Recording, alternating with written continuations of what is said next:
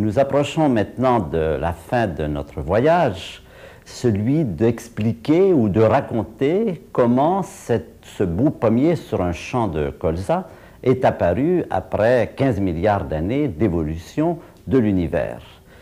L'image que vous voyez à l'écran est une étape fondamentale, l'apparition de l'eau sur notre planète, de cette substance solvante, dense, tiède, hospitalière, est un des chaînons de cette structuration de la matière. Et pour nous replacer dans notre pyramide de la complexité, voilà où nous en sommes. Nous avons gravi ces étapes. Nous sommes maintenant à ce moment où les atomes continuent à se structurer en molécules complexes à l'intérieur, dans l'eau, et de ces molécules complexes vont apparaître par association des cellules et un peu plus tard des organismes. Je voudrais reprendre cette histoire d'une autre façon en termes de ce qu'on peut appeler l'histoire thermique de l'univers. Et on va voir comment la température a évolué au cours du temps pour permettre précisément cette structuration de quarks, neutrons, protons, atomes, molécules. Et voilà une façon symbolique, si on veut, de raconter la même histoire. Ici, nous avons le temps à partir de notre zéro conventionnel, dont on a bien vu que c'était plutôt le moment à partir duquel nous commençons à comprendre quelque chose dans cette histoire de l'univers. Alors, 1 seconde, 1 million d'années, 10 milliards d'années, le présent, vous voyez que l'échelle est assez compacte. Ici, j'ai parlé du fait que quand des corps se forment, quand des forces associent des atomes pour en former des molécules, il y a toujours une perte de masse. Et cette perte de masse représente la stabilité des systèmes, c'est-à-dire, d'une certaine façon, la probabilité qu'ils se forment. Alors, l'univers commence dans cette région ici, on a mis aussi la température de l'univers. La température ici, à cette échelle-ci, c'est des milliards de degrés, et puis ensuite, progressivement, on descend vers le zéro absolu.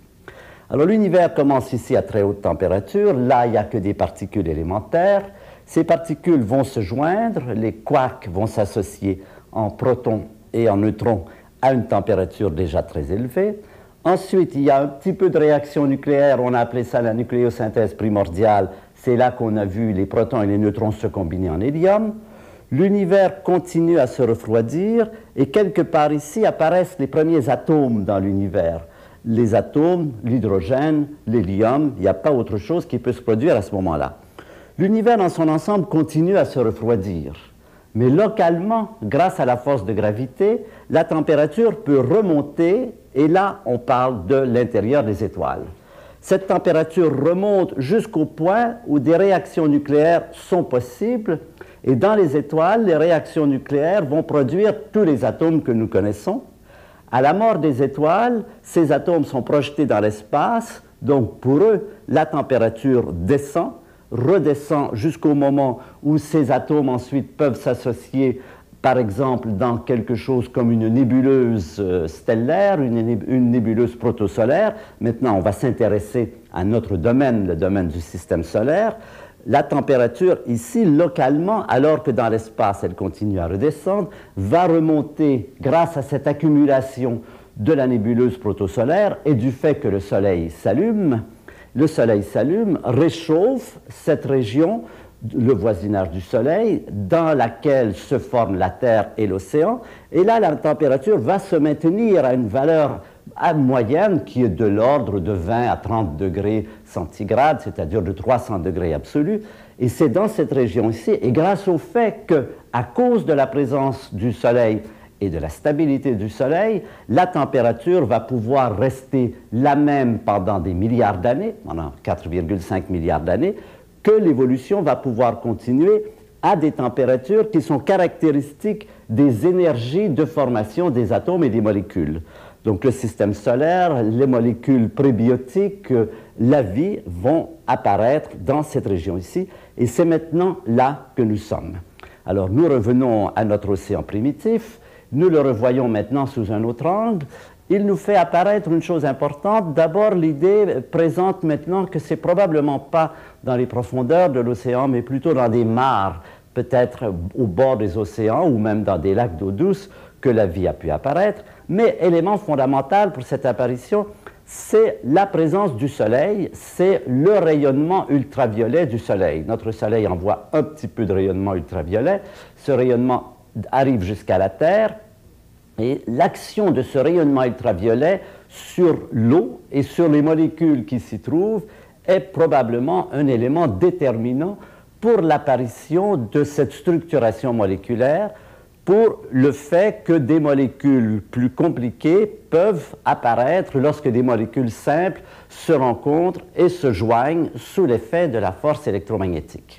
C'est à nouveau la force électromagnétique qui entre en action. C'est elle maintenant qui va être la grande actrice de tout ce chapitre jusqu'à l'apparition de la vie sous ses formes les plus complexes. Cette force électromagnétique, on l'a vu, a pour effet d'associer des atomes en molécules et des molécules simples en molécules complexes. Un jour, on ne sait pas très bien comment, ça reste un des aspects mystérieux de ce chapitre, de cette évolution pré-biotique. Un jour apparaît cette molécule extraordinaire qu'on appelle l'ADN, qui est composée surtout de carbone, d'azote, d'hydrogène, d'oxygène, de soufre et de phosphore. Cette molécule est gigantesque. Là, vous en voyez une toute petite partie. En fait, elle peut contenir jusqu'à des millions et des milliards d'atomes. Ces atomes ont cette forme particulière, cette double hélice que vous voyez, ce mouvement torsadé, dans lequel chacune des lignes, des échelons de l'échelle, si on veut, chacune des lignes qui va d'une échelle à l'autre, est comme l'équivalent d'une lettre. On retrouve là notre idée de la nature est structurée comme un langage, mais dans un sens maintenant extrêmement défini, extrêmement littéral, puisque la disposition de ces lettres, et il y a en fait 4 lettres fondamentales, l'équivalent de A, C, G et T, et toute la vie est codée dans des mots dont les 4 lettres sont A, C, G, T. Ce qui va changer d'un être vivant à l'autre, c'est la façon dont ces lettres vont se disposer à l'intérieur de ces mots, et changer ces lettres, ça équivaut par exemple à produire un singe ou une grenouille ou bien une fougère. Et toute la vie va procéder par ce codage. Alors, mystère très grand, encore non loin d'être résolu. Comment ce codage est-il arrivé?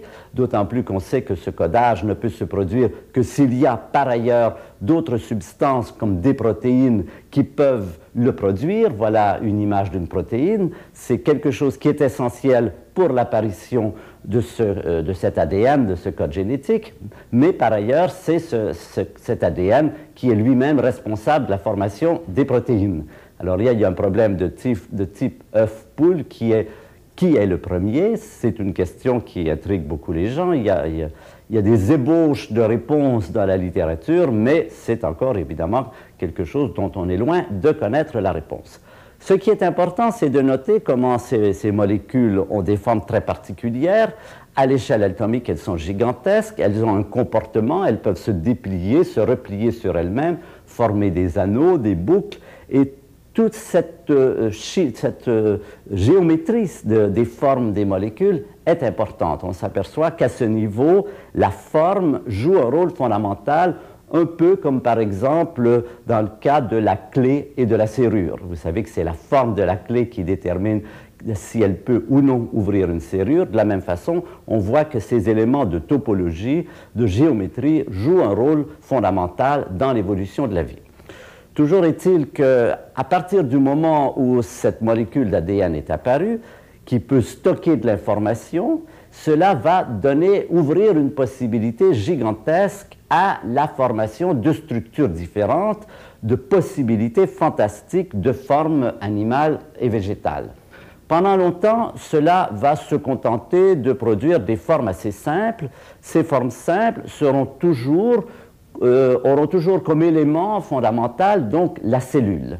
Alors voilà une maquette d'une cellule vivante Au centre de la cellule, il y a cette petite poche, et dans cette petite poche, il y a ce qui est présenté là comme une petite boule brune.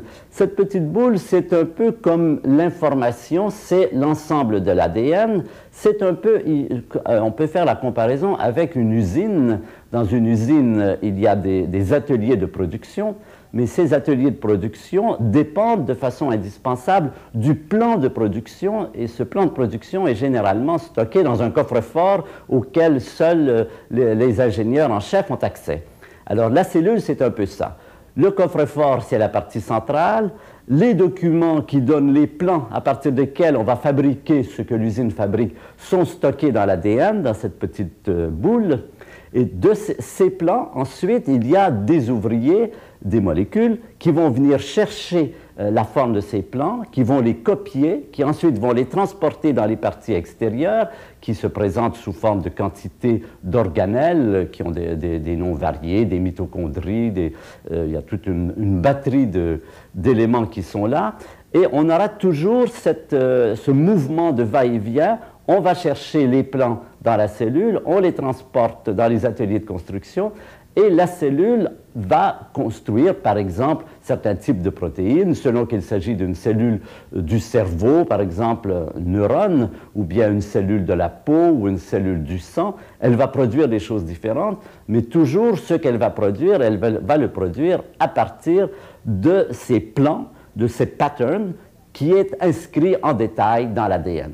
Donc voilà la cellule fondamentale telle qu'on la connaît aujourd'hui. Nous sommes des composés, des associations de milliards de ces cellules, et chaque cellule dans notre corps sait, entre guillemets, ce qu'elle doit produire. Par exemple, quand vous avez mangé quelque chose, une nourriture ou une autre, la cellule a pour rôle de venir voir ce que vous avez mangé, ce qu'il faut produire pour digérer ce que vous avez mangé. Il y a une activité chimique fantastique dont le rôle est assigné à chacune des cellules de votre corps. À ce moment, les cellules, dans la vie, les cellules peuvent également se reproduire, c'est-à-dire se doubler et donner l'égal d'elle-même, donner une autre cellule qui soit identique à elle-même. Et cela se produit parce que dans les cellules, cet ADN, qui contient non seulement l'information qu'il faut pour la tenir en vie, mais l'information qu'il faut pour qu'elle puisse se reproduire, cet ADN est inscrit dans ces bâtonnets que vous voyez au centre de cette cellule. Ces bâtonnets sont des chromosomes, et ces chromosomes contiennent toute cette information. Eh bien, à un moment donné, la cellule décide de doubler ces chromosomes, c'est-à-dire de produire une nouvelle série de chromosomes identiques à celle qu'elle a déjà. Et quand cela est fait, il y a migration de ces chromosomes et la cellule peut se diviser en deux parties et donner deux cellules. Et nous allons voir une très jolie séquence, une séquence de la multiplication d'une cellule en plusieurs cellules, ce qui va être à l'origine de l'apparition d'un triton, d'un petit bactricien. Alors voilà la cellule au départ, c'est une cellule maintenant qui a été fécondée, vous voyez qu'elle est entourée d'une espèce de plasma. Cette cellule maintenant va se diviser d'abord en deux parties, nous allons la voir maintenant après 3 multiplications, 2, puis ensuite chacune d'entre elles se sépare, ça fait 4, et ça fait 8. Là vous avez une étape ultérieure, maintenant on est rendu à 8 cellules identiques à elles-mêmes, vous voyez que ça fait une boule. Et maintenant, on a encore accru le nombre de multiplications. Je ne sais pas combien il y en a là-dedans. Vous pouvez sans doute les compter. C'est peut-être 32 ou 64, je ne sais pas très bien. Mais c'est le même phénomène. Cette multiplication, chaque cellule se divise en deux et cela multiplie par 2 le nombre de cellules. Ce qui est remarquable, c'est que jusqu'ici, vous avez vu que l'ensemble de ces cellules, qui s'appelle une morula dans la terme technique, ça a la forme d'une boule. Et on ne voit pas très bien comment cette boule pourrait, en se multipliant, se transformer en quelque chose qui ne soit pas une boule de plus en plus importante. Vous voyez qu'à l'étape suivante, c'est encore une boule. Là, je ne sais pas à combien on en est. On doit en être à 128 ou 256, je ne sais pas. Ce qui se passe d'extrêmement intéressant et mystérieux et très difficile à comprendre, et qui est un des sujets d'étude de la biologie contemporaine, c'est comment il se fait que cette boule, à un moment donné, qui pourrait continuer, qui devrait normalement devenir simplement une boule de plus en plus grosse, puisqu'après tout, chacune des cellules se divisant en deux, cela devrait produire une boule. Tout d'un coup, cette boule va se déformer, va prendre une forme allongée. Cette forme allongée aura à un bout la tête, à l'autre bout la queue, s'il s'agit d'un animal, ou les pieds. Il y a un message qui est transmis d'une cellule à l'autre, un message qui est totalement mystérieux pour nous, qu'on commence à comprendre, mais qui est un des grands problèmes de la biologie contemporaine, et qui fait que tout d'un coup, la boule décide de se transformer, de se modifier et de prendre une forme maintenant qui n'est plus sphérique, dans laquelle vous voyez qu'il y a une tête à gauche, une queue à droite, et que maintenant la topologie, la forme de l'ensemble de ces boules va prendre une forme particulière qui va donner un animal. Alors l'animal en question, c'est le triton. Voilà l'image suivante. Vous voyez maintenant qu'on n'est plus du tout dans cette symétrie sphérique que nous avions auparavant. On a un animal qui a une forme très particulière et le voilà maintenant dans l'eau avec une structure, des branchies, des yeux et tout cela. Eh bien, ce phénomène de multiplication des cellules et de division des cellules est un des phénomènes fondamentaux de la vie, dont, encore une fois, les mécanismes sont très mystérieux, mais qui est une des propriétés de la vie, de se multiplier, de former une quantité toujours plus grande de nouvelles cellules, mais surtout le fait que ces cellules, après un moment donné, reçoivent le message qui est inscrit quelque part dans ces gènes, mais on ne sait pas bien comment, de devenir, par exemple, un triton ou un poulet ou un être humain. Vous savez qu'il y avait déjà chez les Romains cette question fondamentale. Les Romains se disaient, comment se fait-il que quand je mange du poulet, il ne me pousse pas des ailes? Comment se fait-il que la nourriture que je mange, comment mon corps sait-il que cette nourriture, il ne faut pas en faire du poulet, même si le matériau c'est de la viande de poulet, mais il faut le transformer en moi-même, c'est-à-dire en quelque chose qui, bien sûr, change au cours de la vie, mais que vos amis reconnaissent. Après, au cours des années, il y a une persistance de notre forme. Eh bien, la réponse, maintenant, nous la connaissons, c'est précisément le fait que ce matériau est divisé en petites parties très infimes et que grâce à cet ADN, à ce code génétique, quand ce matériau est reconstruit par multiplication des cellules, eh bien, il y a l'information que cela doit rester un être humain ou une vache ou un mouton. Donc ça, c'est un élément fondamental que nous avons appris grâce à la biologie moléculaire, c'est la permanence, la rémanence des formes pendant l'évolution de la vie, aussi bien la vie individuelle des personnes que la forme de vos enfants, c'est-à-dire la lignée de vos enfants ressemblera à des êtres humains. Vous n'avez aucune chance d'avoir parmi vos enfants des moustiques ou bien des mésanges.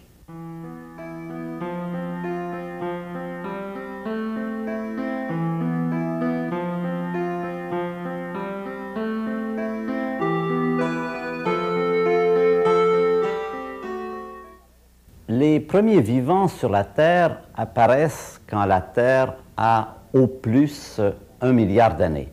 La Terre a 4 milliards 500 millions d'années et déjà à 3 milliards 500 millions d'années, on trouve des quantités innombrables de petits squelettes, de petits organismes vivants qui devaient avoir déjà envahi les océans. Il s'agit de petits êtres vivants très petits qui sont composés d'une seule cellule. La vie à l'état monocellulaire, comme on dit, c'est-à-dire chaque vivant c'est une seule cellule, ça va être la vie sur la Terre pendant plus de 2 milliards 500 millions d'années. Les océans en contiennent de très grandes quantités, mais en autant qu'on puisse le savoir, il n'y a pas de système plus complexe. Ceci dit, il faut faire un peu attention à de telles affirmations. Bien sûr, on ne connaît ces événements, ces éléments, que grâce aux fossiles que l'on peut trouver. Et par exemple, si un être vivant n'a pas quelque chose comme une carapace ou une structure solide qui peut vivre, qui peut durcir et durer après la mort de cet être vivant, évidemment, on n'en trouvera pas de traces. Donc, toute cette histoire est toujours un peu marquée par cette difficulté. Y a-t-il des fossiles? Mais les fossiles, encore faut-il qu'ils puissent durer. Alors, donc on n'a pas de preuve, disons, que pendant cette période qui va du moment où la Terre a 1 milliard d'années jusqu'au moment où elle a environ 3 milliards 500 millions d'années ou un peu plus, il n'y a pas de preuve que la vie ait consisté en autre chose qu'une multitude de petits organismes composés d'une seule cellule. Vous en voyez une image devant vous. Ces organismes souvent prennent des formes assez remarquables, assez jolies. Il s'agit souvent de ce qu'on appelle des diatomées. En voici un autre exemple qui est particulièrement intéressant. On dirait une sorte de soucoupe volante ou de vaisseau spatial. En fait, il faut bien se dire que ce sont des petits organismes minuscules, généralement invisibles à l'œil nu. Il faut des microscopes pour les voir, ou c'est à la limite de ce qu'on peut voir avec l'œil. De tels organismes, on peut facilement les observer. Il vous suffit, par exemple, de laisser un bouquet de fleurs dans l'eau pendant très longtemps, bien après le moment où les fleurs sont fanées et où la plante elle-même a commencé à pourrir. Après un certain temps, vous savez très bien que ça commence à sentir très fort et que si vous regardez avec un microscope l'eau dans laquelle ces plantes baignaient, eh bien, elle contient une quantité de ces petits protozoaires, organismes variés qui étaient donc les habitants de notre planète pendant plus de 2 milliards d'années. Je vous rappelle que dans la première période de la vie de la Terre était très chaude, c'était une boule de lave incandescente, que l'eau a émergé de l'intérieur de la Terre, qu'elle est restée pendant très longtemps au-dessus du point d'ébullition, qu'ensuite elle est restée à des températures qui ont été en refroidissant progressivement, que sans doute l'océan primitif devait être au voisinage de 100 degrés, c'est-à-dire de l'eau de la température où l'eau bout. Et ce qui est tout à fait remarquable, c'est que les organismes les plus anciens, les cellules les plus anciennes, qu'on appelle les algues bleu-vert, ces algues, eh bien, on les retrouve dans les sources chaudes. Par exemple, récemment, j'étais en Islande, et en Islande, il y a autour des geysers des mares d'eau qui sont pratiquement à 100 degrés. Ces mares ont une très belle couleur aquamarine. Cette aquamarine est due précisément au fait qu'à de telles températures, des organismes comme ceux-là vivent très bien. Et donc, on a toutes les raisons de penser que ce sont parmi les premiers vivants qui sont apparus. Après 2 milliards 500 millions d'années, donc quand la Terre a un peu plus de 3 milliards 500 millions d'années, c'est-à-dire il y a, disons, 1 milliard d'années dans le passé, il se produit un phénomène fondamental, c'est que ces organismes vont commencer à s'associer pour produire ce qu'on appelle des organismes pluricellulaires, c'est-à-dire que c'est un peu une sorte de fédération. Ces organismes vont se mettre ensemble et les différentes cellules, parce que chacun de ces organismes est une cellule, les différentes cellules vont se mettre à jouer un rôle différent à l'intérieur du nouveau vivant, de ce système qui est produit par cette fédération. Et là, on va voir des cellules qui vont devenir des cellules des poumons, d'autres des pattes, d'autres... il va y avoir comme une spécialisation des cellules pour le bien de l'ensemble de l'organisme. Ça ressemble toujours à ce que nous avons appelé la nature est structurée comme un langage. Là, les lettres, ce sont les cellules, et l'organisme est une sorte de mot dans lequel les cellules jouent un rôle particulier. Alors, vous avez devant vous également un vivant très ancien, ça s'appelle une daphnie. Les daphnies, on en donne en nourriture à nos poissons tropicaux dans nos aquariums. Ce sont également des êtres très petits. Mais là, il s'est produit entre-temps une évolution fondamentale et très significative pour la vie, c'est l'apparition de la sexualité. La sexualité, ça veut dire qu'on va passer d'un mode de reproduction, le mode ancien, dans lequel la cellule se divisait et faisait 2 parties identiques à elle-même, donc il n'y avait pas beaucoup de possibilités de variation, on faisait du pareil à soi-même. Au niveau de la sexualité, c'est quelque chose de différent. Cela va demander que deux cellules ou deux organismes, j'ai dit deux cellules parce qu'on pense aujourd'hui que même au niveau des cellules, la sexualité apparaît quelque part, ces deux cellules vont préparer un petit paquet avec l'ensemble de leurs chromosomes et vont les mettre en commun, et ce mélange en commun fait que des caractéristiques de l'un et de l'autre vont produire un nouvel être qui n'est pas identique ni à l'un ni à l'autre, mais qui est quelque chose de nouveau.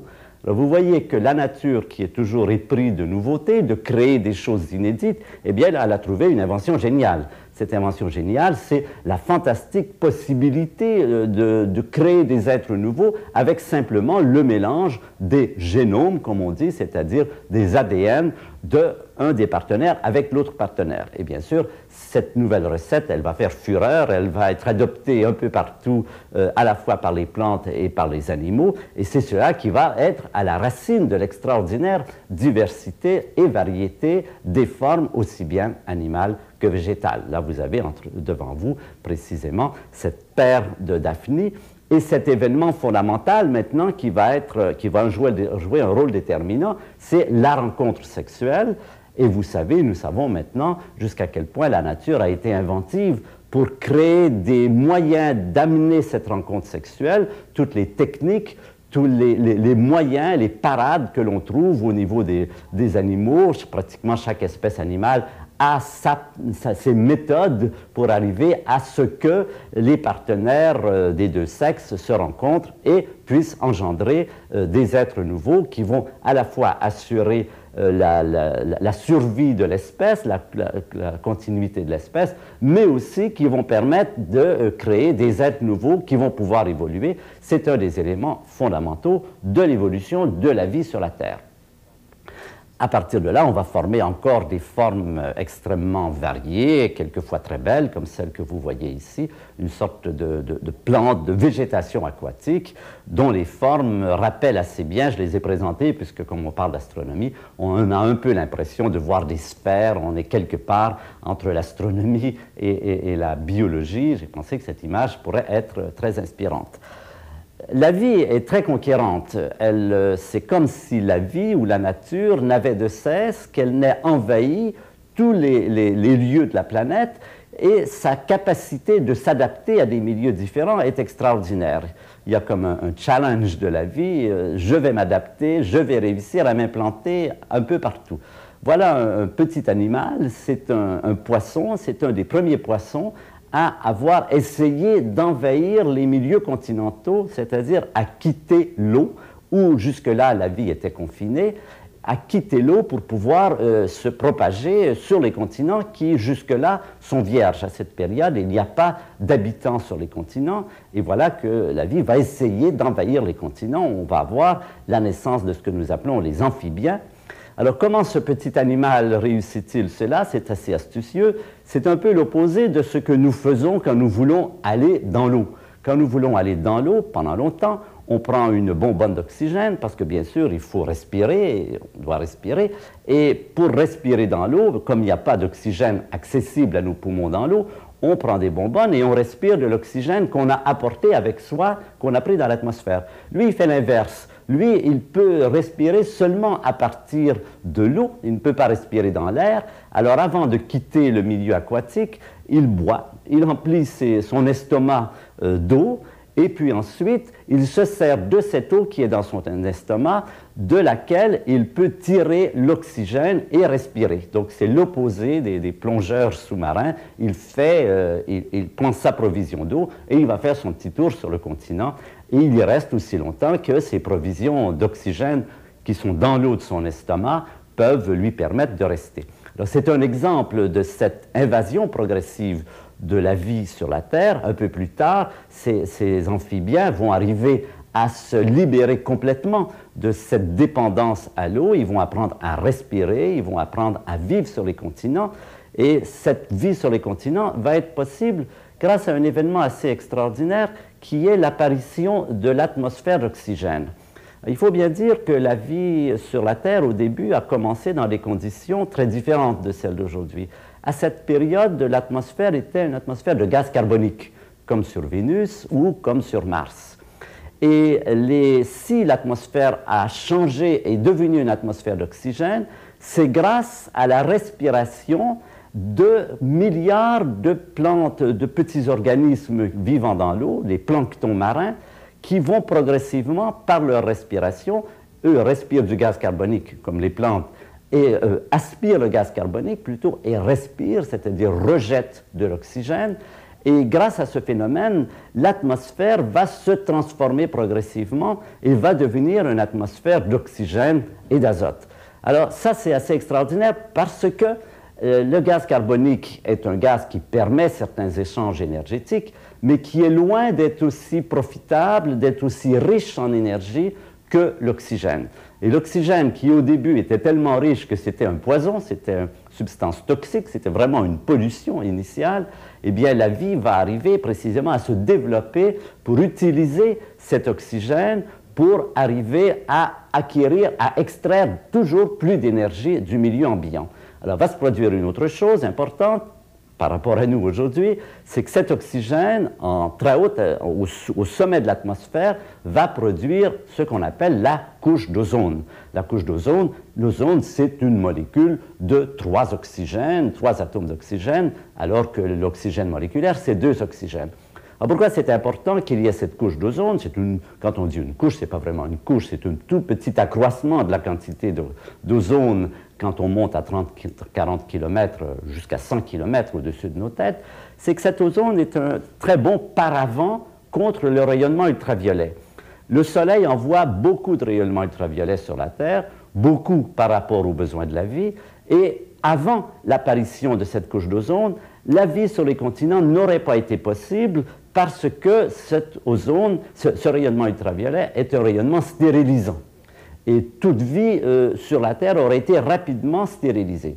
Le fait que les vivants transforment le gaz carbonique en oxygène, que cet oxygène produise par l'intervention, par l'arrivée du rayonnement ultraviolet de l'ozone, cela fait comme un paravent qui coupe en très grande partie la quantité de rayonnement ultraviolet et qui rend les continents accessibles aux êtres vivants, comme ce petit animal, qui rend ces continents accessibles. Donc, vous voyez cette action, rétroaction de la vie sur l'atmosphère d'une façon à augmenter les possibilités de la vie. Et ça, on trouve ça souvent dans l'évolution. La vie influence le milieu dans lequel elle se trouve de façon à augmenter les possibilités de l'évolution, c'est-à-dire d'aller toujours plus loin dans cette quête de milieux nouveaux.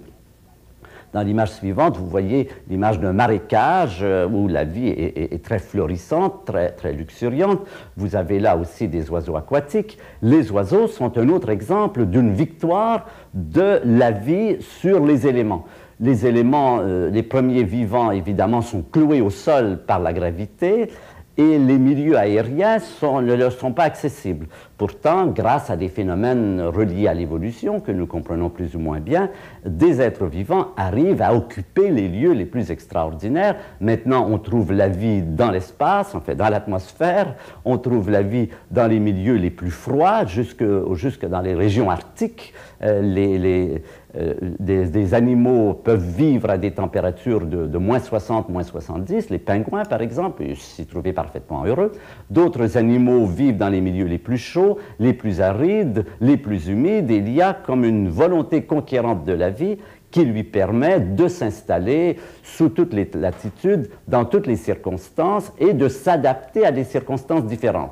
Rappelez-vous, la dernière fois, je vous ai parlé de l'importance pour l'évolution de la vie des tremblements de terre, des mouvements continentaux, des volcans, de cette activité de la Terre qui vient du fait que la Terre est encore chaude au centre et qu'elle a encore cette activité. Eh bien, c'est bien là que ça joue un rôle important. Quand, par exemple, un continent se déplace à partir d'une région arctique vers une région plus chaude, c'est ce qui est arrivé, par exemple, pour le continent indien, qui était, il y a quelques centaines de millions d'années, près du pôle et qui est maintenant dans une région très chaude, eh bien, la vie doit s'adapter, les êtres vivants doivent arriver à s'adapter à ce nouveau milieu, à rencontrer de nouvelles difficultés.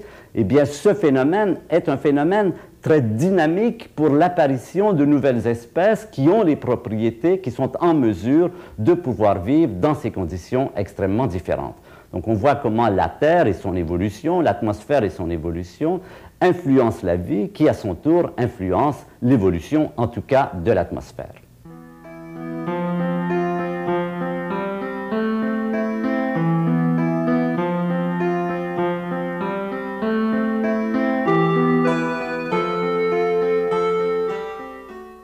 Un des moteurs fondamentaux de l'évolution de la vie sur la Terre, c'est simplement la difficulté de vivre, c'est-à-dire, par exemple, la compétition pour obtenir de la nourriture, pour, comme on dit, manger et ne pas être mangé. Et cette compétition va être à l'origine d'un très grand nombre de ce qu'on appelle des stratégies de survie. Chaque espèce animale développe sa propre forme d'interaction qui lui permet de s'assurer la possibilité de manger et de ne pas être mangé. Par exemple, certains animaux vont investir, comme on dit, dans la vitesse. D'autres, au contraire, vont rester immobiles, mais vont développer des armes puissantes. Par exemple, les oursins qui développent ces épines, ces aiguilles. D'autres vont investir dans les poisons. Enfin, il y a toute une technique, tout un ensemble de techniques qui permet à chaque espèce animale de pouvoir s'intégrer dans un système où elle peut donner, recevoir et aussi se protéger. L'intelligence est vraisemblablement une des stratégies de survie les plus extraordinaires qui existent, puisque si on est intelligent, eh bien, on peut essayer de comprendre ce qui se passe autour de soi et par là d'arriver à se tailler sa part et à éviter d'être la proie d'une autre espèce. L'intelligence est une stratégie qui a été assez généralement acceptée, adoptée dans le monde vivant. Il n'y a pas que notre lignée, il y a aussi de l'intelligence, on le voit bien, chez les oiseaux, chez les cétacés, les baleines, les mammifères marins, chez les rats, à divers degrés. Cette capacité de comprendre, c'est-à-dire d'intégrer des images, de former des images à partir de la réalité, et d'associer des images. Par exemple, un singe qui voit une pomme dans un pommier et qui voit un bâton peut très bien dans sa tête associer ces deux images et se dire, avec ce bâton, je peux aller chercher cette pomme et la manger. Eh bien, cette forme donc de stratégie de vie a été adoptée par quantité d'espèces animales, mais surtout par l'espèce que nous appelons les mammifères, par les simiens. Et c'est ce qui va nous intéresser maintenant. Dans l'arbre de l'évolution géologique, nous avons vu apparaître les amphibiens, ensuite il y a les reptiles, et entre eux, parmi eux, il y a les oiseaux. Et chez certains reptiles, ensuite, vont donner naissance à la branche des mammifères, et ces mammifères vont donner naissance aux simiens et ensuite aux hominiens. Alors, je vous présente cette image ici parce que je la trouve très belle. C'est un petit tarsier. C'est un de nos ancêtres d'il y a une centaine de millions d'années. Voilà quelqu'un qui est dans notre arbre généalogique. Je crois qu'il a à la fois des yeux sympathiques, mais aussi des yeux très curieux. On sent dans ce regard intense quelque chose qu'on va retrouver de la nature, de l'intelligence, de la curiosité et aussi de la sympathie. Dans l'échelle des êtres vivants, nous allons voir apparaître aussi toute la lignée des arbres, toute la lignée des végétaux, qui, eux, n'investissent pas du tout dans le mouvement, ils sont plutôt immobiles, sauf dans de rares cas, mais qui vont investir dans la chimie, dans la possibilité d'extraire du sol les éléments minéraux dont ils ont besoin et de créer des formes gigantesques et des apparences quelquefois très belles. C'est une allée de platanes au Jardin botanique de Genève. C'est quelque chose qu'on peut mettre avec notre pommier de notre image initiale. Ça fait partie de la très grande richesse, de la très grande variété de notre univers. Et puis nous arrivons finalement à l'être humain, qui est ce que nous connaissons sur la Terre de plus intelligent, c'est-à-dire de plus en mesure d'interagir avec son environnement, la capacité des êtres humains de créer des œuvres d'art, d'explorer le cosmos et aussi de créer des armes destructrices, est un élément très important sans doute dans l'évolution de la vie sur la Terre et probablement dans l'évolution de la vie dans l'univers, puisqu'il y a de bonnes raisons de penser, on y reviendra, que de telles évolutions biologiques ont pu exister sur bien d'autres planètes. C'est aussi le départ d'une problématique dans laquelle nous sommes plongés en ce moment et sur laquelle également nous reviendrons un peu plus tard.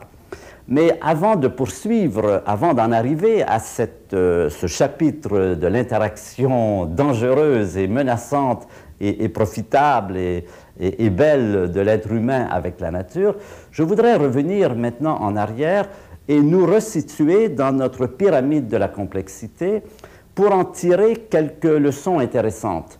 Ce qu'on observe, c'est donc cette croissance de la complexité tout au cours de l'évolution de l'univers. Question intéressante, comment se fait-il que cette matière qui au départ était totalement chaotique, comment se fait-il qu'elle se soit organisée plutôt que de ne pas s'organiser, plutôt que d'en être restée à ce niveau chaotique du début? Je vous dis tout de suite, la réponse à cette question, on ne la connaît pas.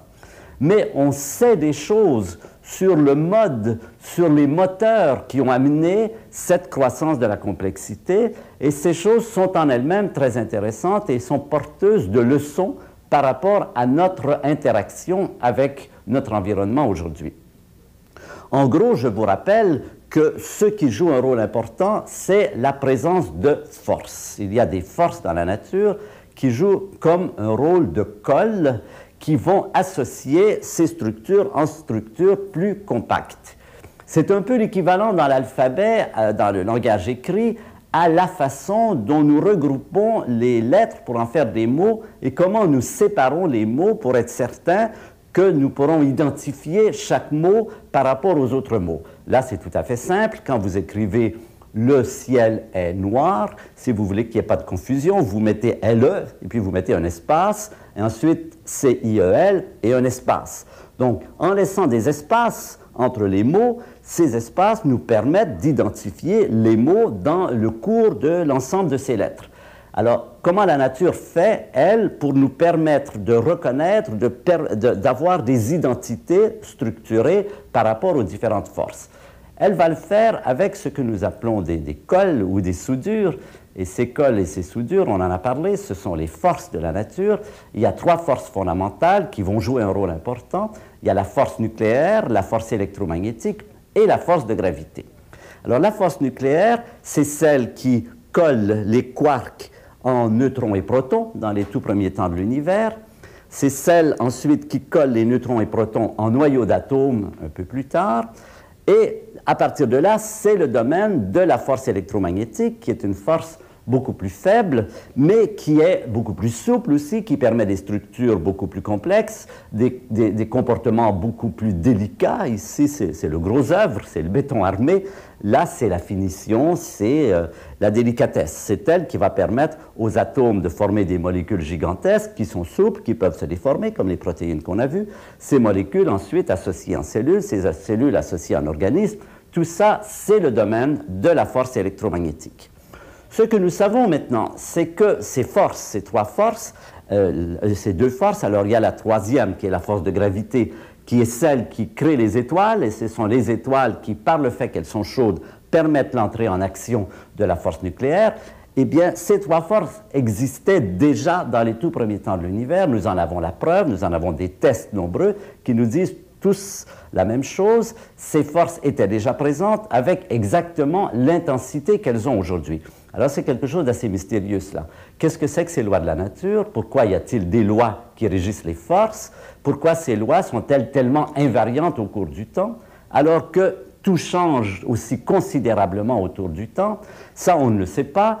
Sur quelle table de pierre, pour employer une image plus littéraire, sur quelle table de pierre, comme celle de Moïse, les lois de la nature sont-elles inscrites? C'est une question qui se pose, à laquelle on n'a pas de réponse. On est très content qu'il y ait des lois, parce que jamais on n'aurait pu comprendre tout cela, et en fait, jamais rien n'aurait pu s'organiser s'il n'y avait pas eu ces lois. Mais quelle est l'origine de ces lois? Quel est leur statut? Qu'est-ce que ça veut dire, le fait qu'on dit qu'il y a des lois dans la nature? C'est quelque chose qui nous échappe entièrement. Mais en fait, la chose fondamentale, c'est que ces lois, donc, existaient, et qu'elles existent tout au long de ce parcours sans la moindre variation. Dans la partie initiale ici, ces lois n'avaient aucune possibilité d'agir. Pourquoi? Parce qu'il faisait trop chaud. Et leur œuvre était totalement neutralisée. À chaque fois que des quarks s'associaient en neutrons et protons, immédiatement, ils étaient dissociés. C'est l'effet des très hautes températures. Et c'est dans le cours de ce refroidissement progressif de la nature, alors que la température baisse, que l'action destructrice de la chaleur diminue parce que la température baisse, c'est au cours de cette évolution que des structures de plus en plus complexes vont pouvoir apparaître. D'abord le nucléaire, bien sûr, parce que c'est très fort, c'est plus en mesure de résister à la chaleur. Ensuite l'électromagnétique, et on peut voir la structuration de l'univers comme étant le moment où, à mesure que le temps passe, la température baisse, la chaleur diminue et les forces sont en mesure de former des structures qui peuvent exister, qui peuvent durer, qui ne sont plus immédiatement détruites par la chaleur.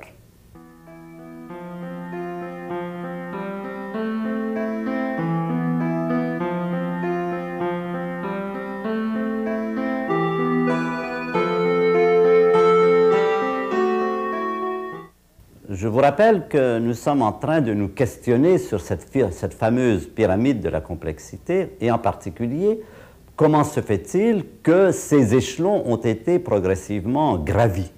Je vous ai rappelé qu'un élément fondamental, c'est l'existence des forces de la nature. Il y a 4 espèces de forces, il y a 4 forces, le nucléaire, l'électromagnétique, la force faible et la force de gravité.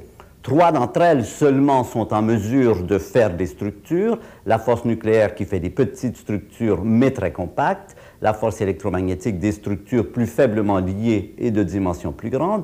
Et la force de gravité encore plus faiblement liée, d'une façon générale, mais pas toujours, et encore beaucoup plus grande. Et la force faible joue un rôle au niveau de l'interaction des neutrinos. On n'a pas la possibilité d'entrer dans ce chapitre pendant ces leçons. L'existence de ces forces, comment se fait-il qu'il y a des forces? Bien là, on montre, on découvre qu'il y a des forces dans la nature. Nous sommes un peu dans la position d'un botaniste, par exemple, qui va dans un champ et qui dit, voilà, il y a des pervenches, il y a des ficaires, il y a du chèvrefeuille. Il dénombre les forces. On essaie, comme on l'a vu un peu plus tôt, de les unifier. Ça marche bien des fois, ça marche moins bien d'autres fois. Mais on est surtout en train de répertorier ce qu'on voit dans la nature. Eh bien, c'est l'existence de ces forces. Maintenant, nous allons aborder un autre problème qui est très important, c'est le rôle de ces forces et en particulier la possibilité qu'elles auraient pu avoir de détruire cette diversité de la nature et le fait qu'elles ne l'ont pas eu. Et je vais vous expliquer cela en revenant à une notion qu'on a développée au tout début, c'est qu'est-ce qui se passe quand une force entre en opération, c'est-à-dire quand 2 particules se rapprochent suffisamment l'une de l'autre pour pouvoir se joindre et former un nouveau corps, une nouvelle structure liée par une force, une des forces dont on est en train de parler. Alors vous avez devant vous cette balance que j'avais présentée au début et qui montre que lorsqu'on prend un proton et un neutron, et qu'on les met ensemble, la force nucléaire agit entre les deux, en forme une structure que nous appelons le deutéron, ou le noyau de l'hydrogène lourd, comme on dit. L'élément fondamental, c'est que cette structure est plus légère que la somme des 2 éléments, des 2 particules qui la composaient. Cette différence de masse est bien exprimée par la fameuse formule d'Einstein, E égale mc2, qui est une formule qui est équivalente, par exemple, à l'affirmation « le dollar vaut 5 francs ». C'est l'équivalence numérique entre les deux. L'énergie est équivalent à tant de quantité de matière et le facteur numérique, c'est C2, mais c'est un chiffre tout à fait équivalent à 5 francs, par exemple, pour la valeur du franc. Eh bien, pour la valeur du dollar. Eh bien, le phénomène fondamental, c'est donc qu'effectivement, étant moins massif, le noyau le deutérium est plus stable que le proton et le neutron. Pourquoi? Parce que cette différence de masse est émise sous forme d'un rayonnement. Ce rayonnement donc contient l'énergie qui emporte la différence de masse et ce système est en quelque sorte protégé, si vous voulez, contre la destruction par son défaut de masse. En d'autres mots, si vous voulez détruire le deutérium, le deutéron, pour en faire un proton et un neutron, eh bien, il faudra faire l'opération inverse. Il faudra lui envoyer un rayonnement suffisamment puissant pour arriver à le casser. Donc, on dira que le deutéron est plus stable que le proton et le neutron. Et la force nucléaire, quand elle a fait du deutéron, elle n'a pas épuisé ses possibilités. On peut ensuite faire la même chose, prendre un deutéron et y adjoindre encore un neutron, et on va faire une nouvelle structure, l'hélium 3, qui est plus stable. Et ainsi de suite, on montre qu'à mesure qu'on adjoint des particules, des nucléons à un noyau, on gagne en stabilité, on arrive à former des structures de plus en plus stables, c'est-à-dire qui émettent de l'énergie, de la lumière, et qui sont donc plus compactes, plus stables, moins massives que la somme de leurs constituants. Alors, un élément fondamental que nous avons vu au moment où nous étions en train d'étudier l'évolution des étoiles, c'est que cette possibilité ne s'étend pas aux noyaux les plus lourds. Et on l'avait représenté à partir de ce diagramme ici, qui donne ici le nombre de nucléons, protons, neutrons, qu'on associe ensemble, et ici, le gain d'énergie, c'est-à-dire la différence de masse qu'on obtient quand on associe des particules en particules plus lourdes. Alors, par exemple, on a vu comment l'hélium est particulièrement favorisé, puisque la différence entre 4 protons et un hélium est particulièrement grande, et c'est ce qui fait, par exemple, que l'hélium est un des produits favoris de la formation des réactions nucléaires dans les étoiles. Ce que nous montre cette courbe tout à fait fondamentale, c'est que cela se poursuit jusqu'à un minimum qui est présenté par le fer. En d'autres mots, le fer est l'élément le plus stable que la force nucléaire puisse lier. Si on continuait, on arriverait à des éléments moins stables, c'est-à-dire que pour les produire, il faudrait donner de l'énergie. Ces noyaux se cassent en noyaux comme ceci, c'est la fission, par exemple, de l'uranium. Donc, on peut dire que la force nucléaire peut aller jusqu'à produire des structures comme le fer, et que quand elle arrive au fer, elle a épuisé ses possibilités. Elle n'est plus en mesure de lier des structures encore plus stables. On va le dire d'une façon plus littéraire, en disant que le rêve de la force nucléaire, ce serait de transformer toute matière en fer. C'est ce qu'elle peut faire de mieux, et si on lui donnait carte blanche, si on lui donnait la possibilité d'aller jusqu'au bout de ses aspirations, elle transformerait toute matière, que ce soit de l'hydrogène ou de l'uranium ou de la confiture aux cerises. C'est pareil, si vous mettez cette matière dans un milieu suffisamment chaud pendant suffisamment longtemps, vous aurez à la fin des atomes, des noyaux de fer. Donc voilà, le rêve de la force nucléaire, c'est de transformer toute matière en fer. De la même façon, les autres forces ont également leur rêve. La force électromagnétique, par exemple, aspire, entre guillemets, à transformer la matière en ce que nous appelons des structures nobles. Alors, il y a en particulier les atomes rares, les atomes nobles, qui sont par exemple l'hélium, le néon, l'argon, le krypton, le xénon, qui sont remarquables par le fait qu'ils sont fermés sur eux-mêmes et qui ne réagissent pas lors des qui n'ont pas de réaction chimique avec d'autres éléments. Pourquoi? Parce qu'ils sont très stables, ils se replient sur eux-mêmes et ils refusent d'interagir avec le monde extérieur. De la même façon, il y a l'autre force qui nous intéresse, la force de gravité. Quel serait son rêve? La force de gravité, si on lui laissait carte blanche, si on lui laissait la possibilité d'agir aussi longtemps qu'elle le pourrait, elle transformerait toute matière en trou noir. Alors, revenons pour un moment sur la force électromagnétique. Là, nous avons le même phénomène que nous avions tout à l'heure. Quand on met un proton et un électron ensemble, on produit quelque chose de plus stable, qui est l'atome d'hydrogène.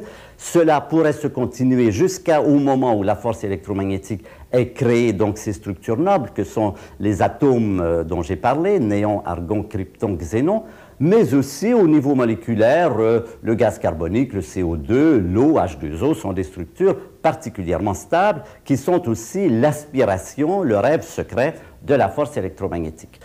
On a encore une fois notre même balance qui nous rappelle qu'un même phénomène se produit quand on associe ensemble des systèmes massifs. La Terre et la Lune, par exemple, donnent un système qui est le système Terre-Lune, qui est moins massif. De la même façon, le gaz interstellaire qui a donné naissance au Soleil, si on faisait la somme de toutes les particules qui sont présentes dans le Soleil au moment où elles étaient dispersées en matière interstellaire, on verrait que cet ensemble est plus massif que le Soleil lui-même, qu'en faisant le Soleil, on a gagné on a perdu de la masse et c'est cette perte de masse, en fait, qui permet au Soleil de briller. Au moins, c'est la source de ces phases de fusion gravitationnelle qu'on a vues, ces chapitres de contraction gravitationnelle qui s'intercalent entre les périodes où il y a les périodes de fusion thermonucléaire. Donc, vous voyez toujours la même chose. Les forces ont tendance à créer des structures plus compactes, plus stables, et cette quête de la stabilité est un des éléments fondamentaux de l'évolution de l'univers. En d'autres mots, lorsqu'on a vu comment dans la pyramide de la complexité, on est passé de l'état de quark à neutron-proton à noyau d'atomes à molécules, etc., le moteur fondamental, c'était la quête de stabilité. Les structures cherchent à se placer dans une structure plus stable, de plus en plus stable, c'est-à-dire structure qui a émis de plus en plus d'énergie vers l'extérieur.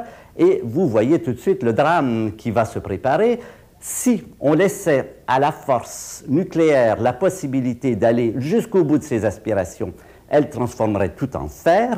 Si on laissait à la force électromagnétique la possibilité d'aller jusqu'au bout de ses aspirations, elle transformerait tout en structure noble. Et si on laissait à la force de gravité la possibilité d'aller jusqu'au bout de ses aspirations, elle transformerait l'univers en trou noir. Ce que nous observons, c'est que ça n'est pas le cas. Le fer est un élément relativement rare, les structures nobles sont relativement rares, et les trous noirs également, il y en a quelques-uns, mais il y en a très peu. Question fondamentale que nous allons aborder maintenant, comment se fait-il que ces rêves de la nature n'ont pas été réalisés? Qu'est-ce qui a frustré les forces? Qu'est-ce qui les a empêchés d'aller jusqu'au bout de leurs aspirations?